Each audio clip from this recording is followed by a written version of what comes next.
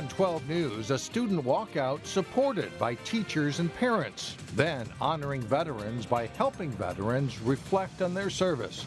And later, how Golden Valley took steps to share more of its history. Heritage of Golden Valley is something that we try and preserve. 12 News starts right now. Hello everyone, and thanks for joining us. Students at Maple Grove Senior High School walked out of class today to take a stand against racism. It comes after racist graffiti was found in a bathroom a day after the presidential election.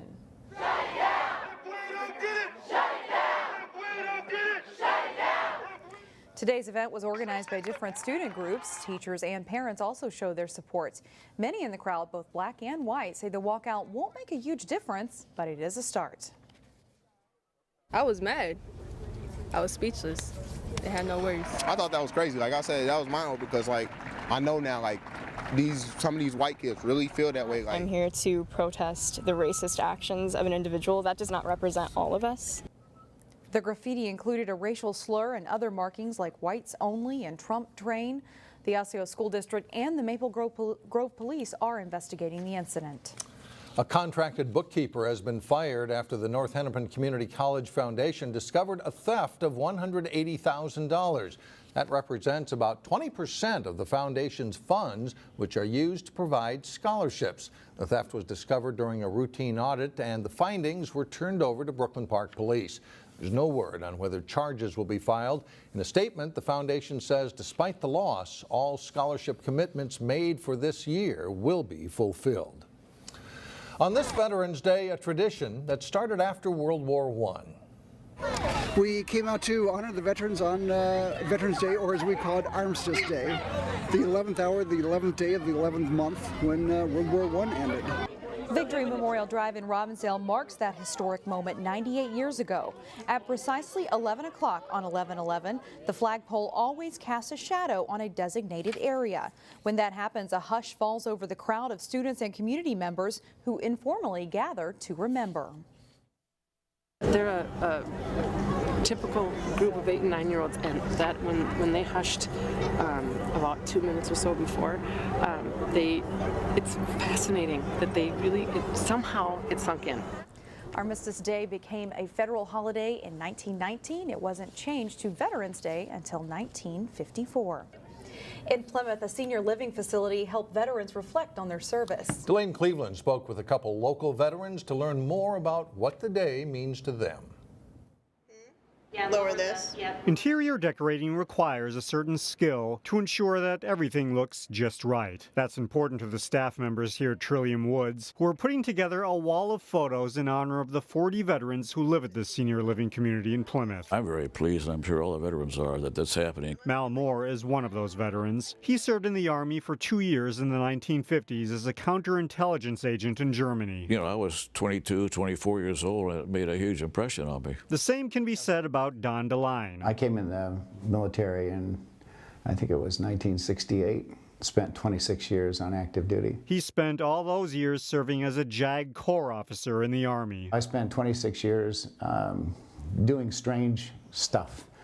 And I guess I liked it because the amount of changes I had. On this Veterans Day, it allows all who served an opportunity to reflect on the contributions they made for their country. And just bringing back all the memories or the great experiences I had, and how fortunate I was to see Germany in the process of rebuilding. It's pretty easy for us to sit down and tell old war stories. For Don, it's certainly a day to reminisce. This time of the year, I guess I reflect the very most on visits to Arlington to see some that we've lost. But he wants others to know that veterans aren't the only ones who deserve recognition. People come up to me and say, thank you for your service. And I think what a lot of people miss is the fact that every time I moved, which was 16 times in 26 years, I dragged a wife and child with me wherever I went. In Plymouth, Delane Cleveland, 12 News. In Brooklyn Park, veterans were treated with both food and song.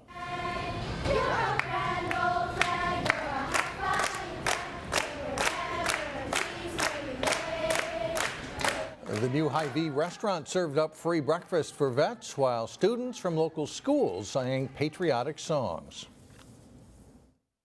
the service that they gave us, or that provided the country, allows us to be able to have the freedoms that we have every day, and it's the least we can do to be able to say thank you for providing us the country and the freedoms that we have. Meanwhile, out on the roads, drivers are getting a good look at a possible change on Highway 169. It could make for a faster commute into the cities. MnDOT wants to construct a full interchange at the intersection of 169 and 101st Avenue in Brooklyn Park.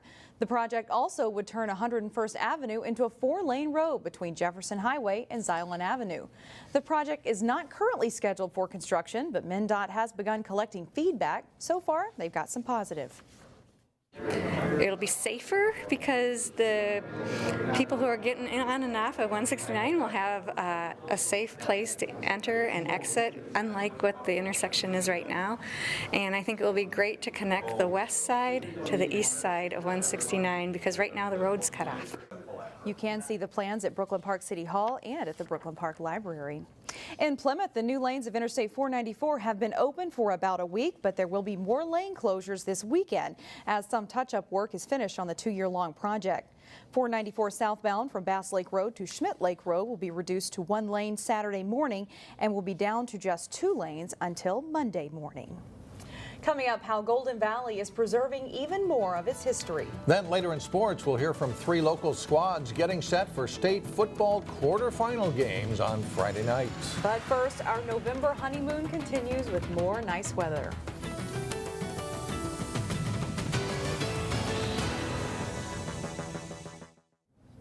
The Golden Valley Historical Society is getting bigger and better. As Eric Nelson reports, thanks to some grant money, there is room for more history. This is downtown Golden Valley in 1954. You can see the old cars and the people doing their shopping downtown. It's kind of a neat way to remember what Golden Valley used to look like. Going into the Golden Valley Historical Society is like going back in time. The heritage of Golden Valley is something that we try and preserve for the benefit of the future residents of Golden Valley and the current residents of Golden Valley. Golden Valley's history is very important. We're hoping to give people a sense of place and some pride in their community. It really helps the community to come together if we have one place where we can tell our own story. This quaint-looking church, built in 1882, is the centerpiece of the facility. There have been 195 weddings in the chapel.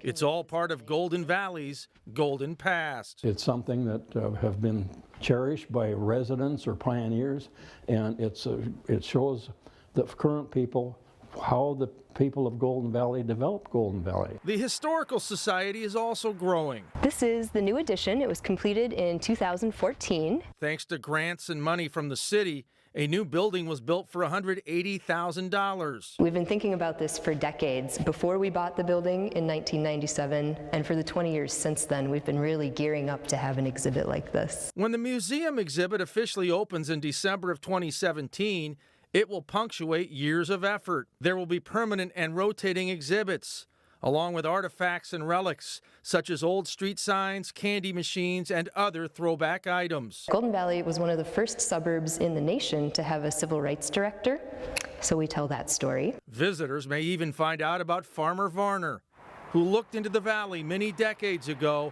and saw thousands of yellow flowers. He said, "This is my Golden Valley," and that's the name that stuck for the community. In Golden Valley, I'm Eric Nelson, Channel 12 News. Well, coming up, see who's shining on stage in the local theater scene. But first, 2 local teams battle for a spot in the state championship match in volleyball as Champlin Park takes on Hopkins. John Jacobson has the highlights next. The top 4 seeds in the Class 3A volleyball tournament advanced to Friday morning semifinals. That included 2nd-seeded Champlin Park facing the number 3 seed Hopkins. Second meeting of the season between the teams, Hopkins won the first time around. Sydney Hilly with a tip over the Hopkins block. Rebels take set 1 over the Royals 25-16. After falling behind early in set 2, the Royals come back. Tara Lee to Jazz Martin for the kill. Martin with 19 kills in the match. Later, it's Shadir Tutt unloading the big swing and kill. Hopkins on the edge of winning the set. But Champlin Park holds off 4 set points. Hilly with another tip for a kill to keep the Rebels alive. And then leading 26-25, Hilly gets up to block Martin for set point. Champlin Park rallies to win 27-25, and they go up 2-9. Freshman Jordan Stalpus with a kill in set 3 as the Rebels win that set 25-17. It's the 31st win of the season for Champlin Park as the Rebels sweep Hopkins.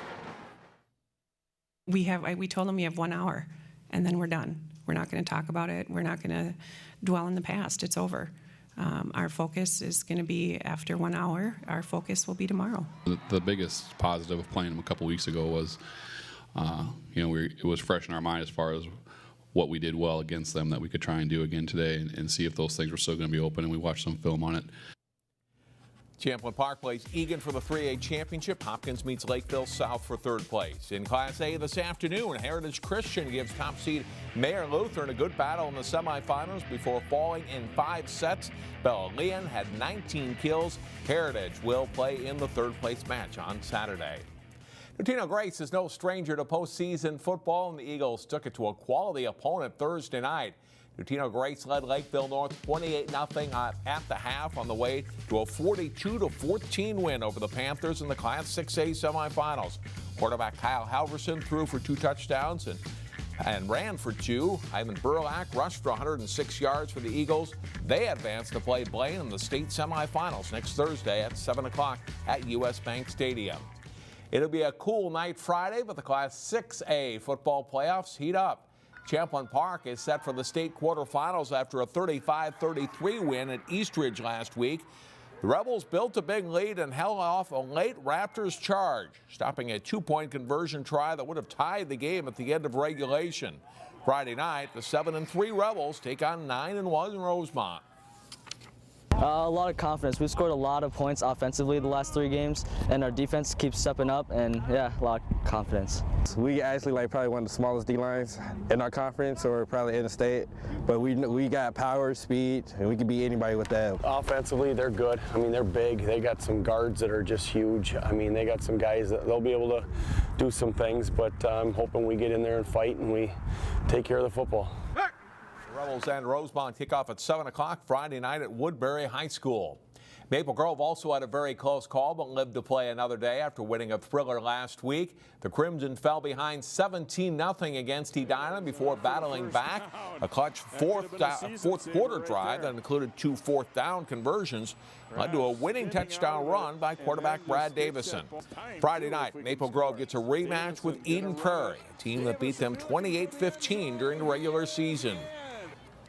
Not giving up those big plays, like we can give up those 1-2 yard plays. That won't hurt us, but as long as we keep those big plays to a minimum, I think we can win this game. You know, the first time playing a really good team, sometimes there's some nerves coming into the season, especially early on, but I think later on in the season we know what we're in for and who we're playing. So yeah, I think we're all ready to get out on the field on Friday and get going. So the last few years we played them really tough. We just got to get over that hump, and so we know we have a decent bunch of confidence going out there. And like I said, I think they are Eden Prairie. We know that, but I think we're ready. On this drive, the Crimson and Eagles play at 7 o'clock Friday at Chanhassen High School. You can see the game Saturday night at 7 p.m. on Channel 12 and 799. In Class 4A, Benilde St. Margaret's is in the state playoffs for a 2nd straight season. The Red Knights are 7-3 heading into Friday night's state quarterfinal round game against Cloquet. After losing their 2 regular season games to end the year, Benilde won twice in their section to get to this point. Their opponent Friday night is Cloquet, a team that reminds them a lot of themselves. We've seen that they kind of run the same offense as us, the wing T, and they run in between the tackles. I think if we stay humble and just do our job, we'll be good. They love to pull and they love to run their buck sweep. They love to run counter. The quarterback's very good at finding open receivers and his progressions as he's reading when he rolls out or he boots. And their waggle play's really good. So we're going to have our hands full with them. Benilde and Cloquet kick off at 7 o'clock tonight at Chisago Lakes High School. The winners tonight in all sections will move on to the semifinals at US Bank Stadium next week. And that is a look at sports. A great night for football tonight. Yeah, very exciting time. Thanks, John. Still ahead, behind the curtain at Osseo and Maple Grove High Schools. A preview of their fall musicals when we come back. If you are in the mood for a little theater this weekend, there are a variety of choices. And Neil Persley has more in today's Weekend Showcase.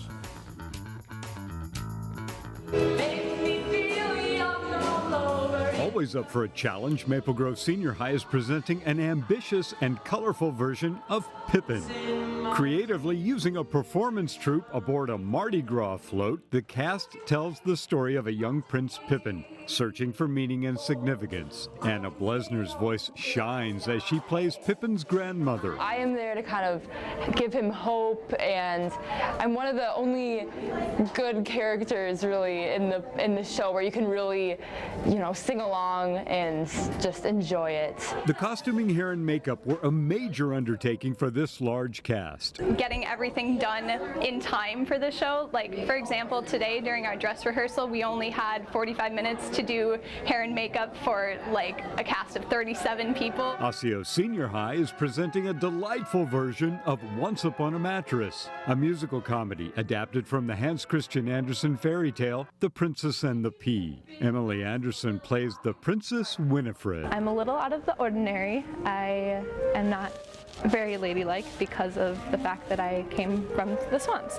So the queen doesn't like me, she's trying to get rid of me. Robert Carlson plays Prince Dauntless searching for a princess. When one does finally arrive, it's not who we really expect would be, a normal princess, but I still end up falling in love with her regardless. The costuming and set are very well done, and Emma Gavnick plays a fantastic villain, Queen Agravain. She doesn't want to give up her kingdom, and she doesn't want to give up her son, who's like the only person who she really cares about. Everyone else she has no time for. Light and funny, Once Upon a Mattress will keep you thoroughly entertained. For Weekend Showcase, I'm Neil Persley, 12 News. And here's a look at those two shows. Pippin runs this weekend and next with showtimes at 7 p.m. Once Upon a Mattress plays at Osseo Senior High School this week and next, Friday and Saturday at 7:30 with the matinee this Sunday at 2 o'clock. So get out and see one of those, or maybe both. Yeah, real fun. That's it for now. Thanks for joining us, everyone. We'll leave you with some of the Veterans Day program from Fernbrook Elementary School. Enjoy.